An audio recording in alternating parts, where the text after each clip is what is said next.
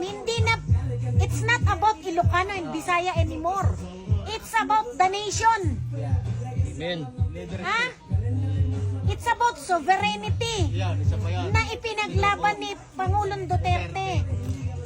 Hindi na usapin to ng ikaw Ilocano ka, ako Bisaya. Pilipino na to. Pinasakop, no? Pinasakop na tayo. Bansang watawat ng Pilipinas na ang kinalaban na ang inano mo, binangga mo. Binenta tayo niya. Hindi na about Duterte, Diyos ko. Pilipino na. Napakabobo na lang nung sasabing, kasi Duterte ako, kaya sinasabi ko to, it's not about Duterte. Pilipino. Na kung tutuusin nga ako, magche-change na ako ng citizenship eh. Pero bakit ko pinaglalaban si Duterte? Dahil kasi, yung patriotic minds ko bilang Pilipino. Mapapalitan ko yung citizenship ko pero hindi ang pagiging Pilipino ko sa dugo. Nakikita mo naman, ano tayo? At saka sa totoo lang, sa dinami-dami-dami ng presidente, Gidalit ko pa si Marcos lang ang most hated in the world. Alam nyo ba kung anong sinasabi ng mga taga rito? Hindi lang Pilipino ang nagmamok sa kanya. Maski taga rito, kung naiintindihan nyo lang yung sinasabi nila. May mga nagpo-comment. He is the most hated. Oo, sinasabi nila most stupid president in the history. Hindi ako nag-aano na Ilocano ka, Bisaya siya or what.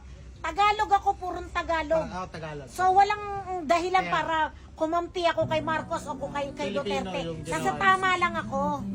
Hindi naman niya kay Hiyan. Diyos ko, kung hindi ka nahihiya sa ginawa mo, sa kapwa mo Pilipino, mahiya ka sa bandila mo. Amen. Binenta niya yung kapwa Pilipino, no? Diyos ko, yung iba, si Duterte pinaglaban yung mga nasa death penalty. Tapos ngayon, ikaw pa nagsuko sa bansa mo, dun sa bansang gusto.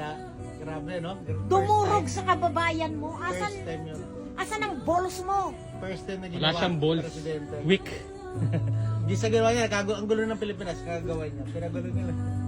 Sa ginawa mo ha, pinag-away mo yung Ilocano at saka ang bagay, not only Ilocano anymore. Marami ng Ilocanong matatalino at marunong umintindi kung ano yung sitwasyon ngayon. Pero ang daming, yung pamilya ko, Ilocano, galit sila kaya na eh. Parang, Hindi na, kasi yung usapin ngayon, it's not about the race. ginawa. It's about the nation. Amen. Hindi na yan about sa kung ano yung Parang ako sa'yo, te. ano mo. Kaya nakakising iwi. Ayaw magpa-drugs eh. Isang fist bump naman dyan. At saka Ang daming ang ano nun, ang ano nun is, Ayan, oh. ano ba ang, kung talagang hindi ka guilty sa inaano sa'yo ng bayan, ano ba yung hair follicle drug test? Lalo na Walang presidente problema ka, yan, di ba? lalo't presidente ka. Itayo mo ang bandila mo. Ayaw, no? Ayaw. Sinasabayan na nga siya ni Sara eh. Sabay Kaya sila nga. ni Sara. Ano na, sabay kami, kahit ako na lang, ordinaryong tao. Ayaw, no? Ako na lang, Ikaw, kaming dalawa. magpapa-follicle test ka. Oo. Siyempre, Kahit matik yan. kalbuhin mo pa ako eh. Tanggalin mo lahat ang buhok ko eh. Sige, magpa-hair follicle test niya, magpapakalbo ko. Oh, narinig niyo yan, guys. Sama mo pa yung mga buhok namin sa baba, okay lang. Hashtag mo.